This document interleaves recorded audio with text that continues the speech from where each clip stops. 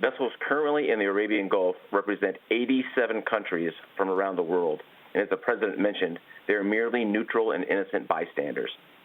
Over the last 12 hours, we've reached out to dozens of ships and shipping companies to encourage traffic flow through the strait, consistent with the president's intent to help guide ships safely through the narrow trade corridor. This news has been quite enthusiastically received, and we're already beginning to see movement. The president has also said that if the process is interfered with, we will react forcefully. And over the last 12 hours, Iran has interfered. So we're waiting them out, Bret. That is the strategy, and it's working so far because their economy is being crushed. What about our economy? That's the big question today. This is a race against the clock. This is a battle of will. Whose clock? Well, both of them. First of all, we don't know what the Iranian leadership looks like. They don't know what the Iranian leadership looks like. It doesn't seem. It's Bob and Steve. And yeah, it's the IRGC versus other elements inside Iran. But they are firing now. And this means that we are likely going to return fire, if I had to guess. And you've just heard Admiral Cooper go after those small boats and other things. Just right. For the UAE, just to get a perspective, they have dealt with 507 ballistic missiles, 24 cruise missiles, and 2,100, almost 2,200 unmanned aerial vehicles, in other words, drones, since the beginning of this. That's massive. It's exponentially more than Israel faced since the beginning of this conflict. And so you see that Iran is going after these Gulf Arab allies to make a difference there economically and put pressure on us. I don't think it's working. The president seems steadfast, but there is a clock here politically for President Trump. And I was just reading in some of the notes that are coming from our producers and reporters in that part of the world, just to further what you were saying about what the UAE has been hit with. Apparently, along one of its ports is one of the areas that was targeted. And I just wonder, what does that say to their neighbors? I mean, does everybody start to get in? Because UAE had to fire some defensive missiles now. And do we have more people with us if this gets kinetic from our end? It's definitely firmed the spine of some of those Gulf Arab allies, but they would like this to disappear. They would like this to open up. They would like that strait to open up. But they're closest. UAE is right across the water. Right.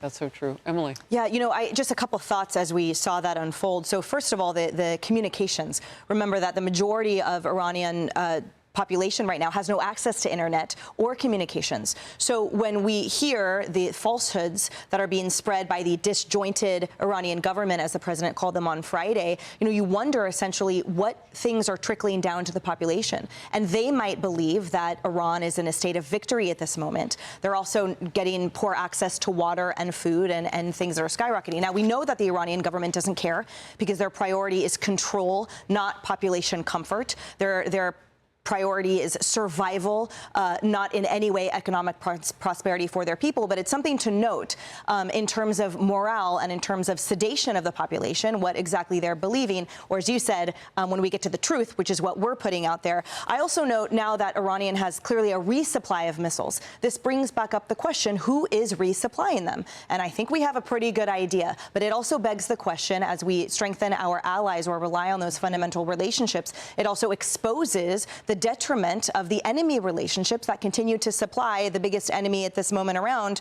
And then final point about the area. Right now, Hezbollah and IDF are going at it in southern Lebanon. So they're being stretched thin, but also they're certainly, the no peace is certainly much further and broader than just at this moment the Strait of Hormuz. Yeah, 27 days of the ceasefire, and it could be a lot less ceasefire-y soon. I'd like to answer a part of your question about the economic story in all of this. This is Operation Economic Fury, and the Treasury Secretary spoke about it this morning on Newsroom. Look, one of the things that is happening here, and you talked about that time frame, there is a clock.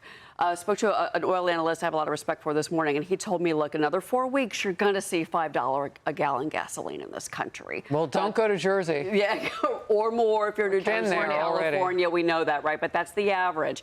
That's one issue. But I want to say on the other side of this is that last week, the United States exported a record amount of oil, 6.4 million barrels of oil. Guess who's buying whether it's petroleum, gasoline, distillates, et cetera, the Australians, Asia, the Europeans. They're buying from us. Remember when President Trump talked about the fact that you're going to see ships coming to the United States, to the Gulf? That is happening. That is the exporter, the net exporter that we, the United States, are. I think that. And by the way, OPEC is weakened. The UAE, you mentioned them. They pulled out of OPEC and OPEC UAE Plus. is practically an ally.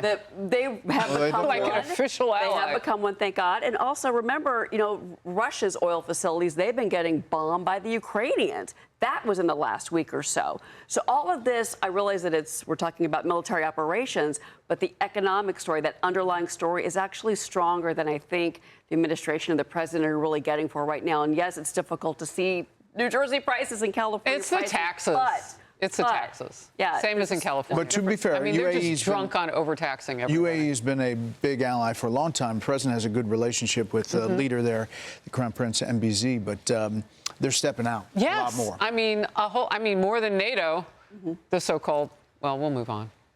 Kaylee. I think that, I think that Iran is underestimating how much political pain President Trump is willing to take to see this thing through. And I think it's because he sees this through a bigger lens than just the U.S. versus Iran. I think ultimately this is about boxing out China completely from the Western Hemisphere and restoring American hegemony over our own allies, especially within the energy sphere, as Cheryl just mentioned. And I think that many of the foreign policy decisions that he's made over the past year, whether that was in Venezuela or whether that was restoring the Panama Canal, all of it has to do with that.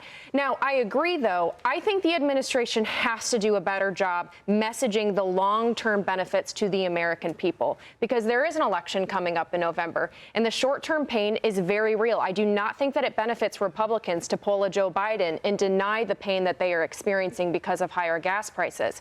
However, if American hegemony is restored, if energy dominance in particular is restored, that is a very big benefit that we will all enjoy for years to come. Yeah, no doubt. And that Venezuela is such a huge piece, too, Cheryl, because that's such heavy crude oil. And we are among very few people around the world that can do that quickly because of what we put on the Gulf Coast. And you can thank Governor DeSantis for some of that. I mean, it's interesting. Go the timing. Mississippi. It's like the puzzle comes together. Be sure to like and subscribe for all the Fox News latest on YouTube and catch full shows streaming now on Fox One.